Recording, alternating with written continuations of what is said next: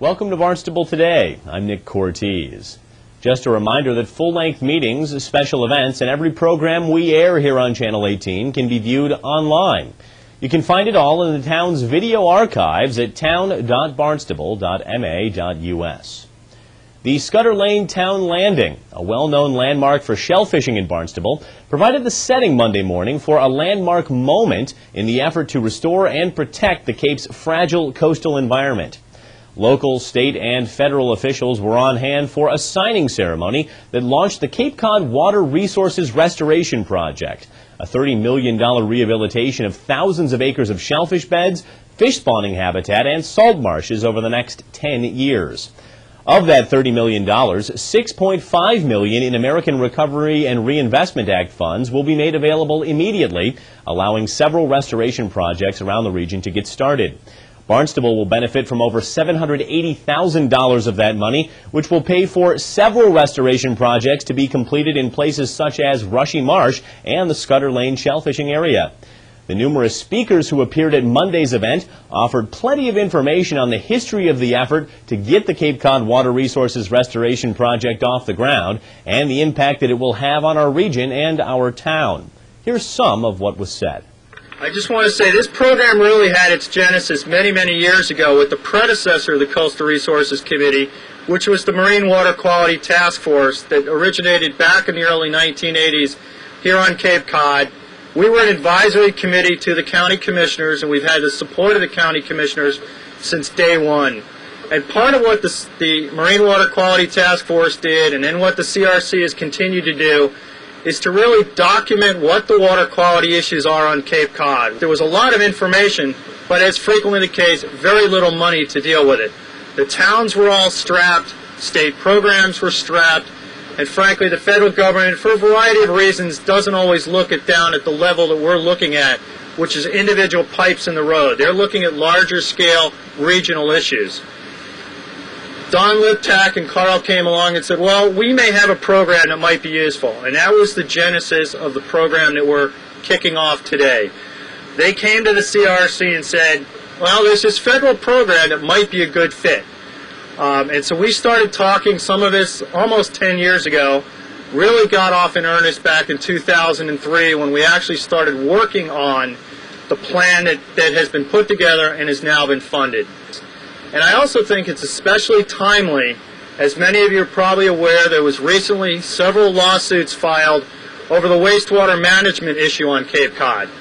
This program's not dealing with wastewater, but it is dealing with many of the other sources, stormwater runoff, restricted wetlands, many other things that contribute to the poor water quality issues that we experience on Cape Cod.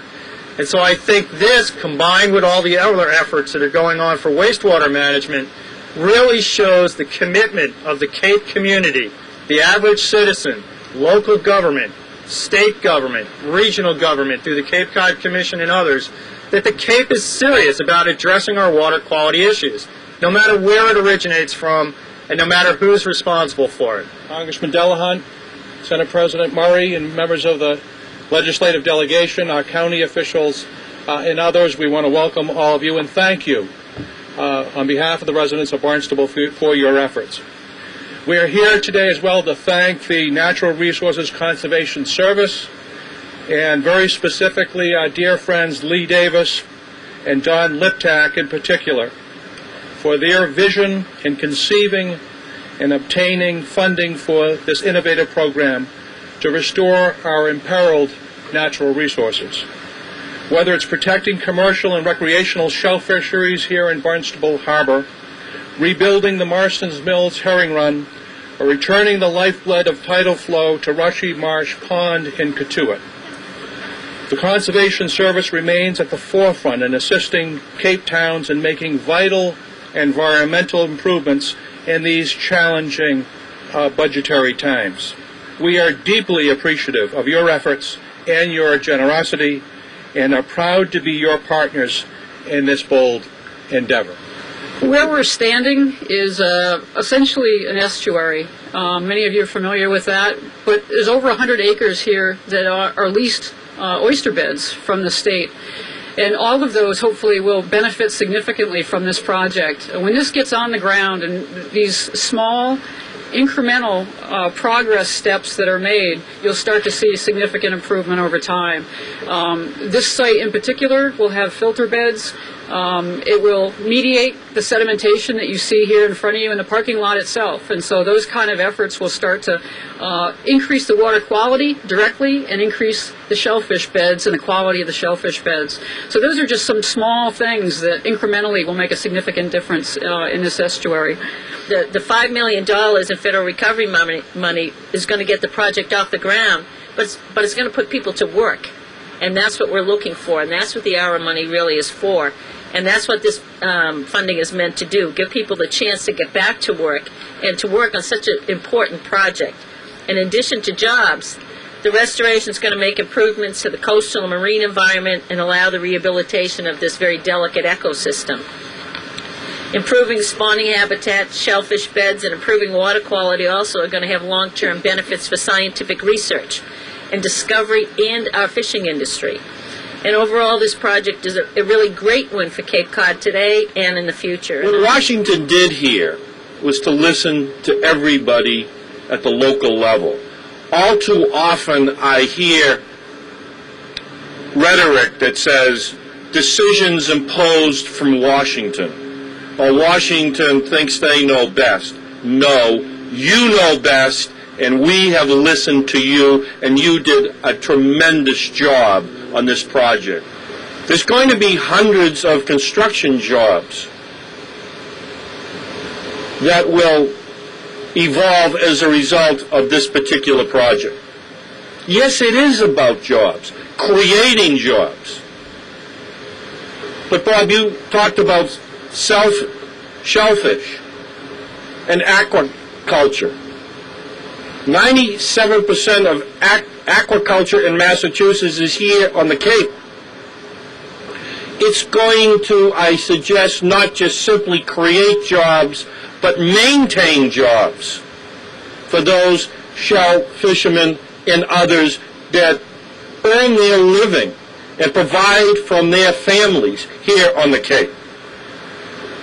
So yes, this money is important, and this is stimulus money, by the way. This is your federal dollars working for you to restore the economy of the United States. At this point, I'd like to ask Christine Clark, representing USDA, and John Klim from the town of Barnstable, representing the other 14 towns on the Cape, to come forward and sign the actual document that kicks this program off. For more information on the Cape Cod Water Resources Restoration Project and to track its progress as individual projects are completed, visit www.ma.nrcs.usda.gov/programs/CCWRRP. Now, let's take a look at this week's meetings. On Tuesday, September 21st, the Housing Committee has a meeting in the Selectmen's Conference Room at 8 a.m. At 4 p.m., the Historical Commission meets in the Selectmen's Conference Room, and at 6:30 p.m., the Conservation Commission has a meeting in the Town Hall Hearing Room. Wednesday, September 22nd, there's an amnesty hearing in the Town Hall Hearing Room at 6 p.m., and at 7 p.m., the Old Kings Highway Historic District Commission meets at the West Barnstable Community Building on Route 149. Thursday, September 23rd, Site Plan Review has a hearing in the Town Hall Hearing Room at 9 a.m., and at 4 p.m., the Barnstable Municipal Airport Commission meets in the Gorley Conference Room at the airport. Well, that's all for now. I'm Nick Cortez, and we'll see you next time on Barnstable Today.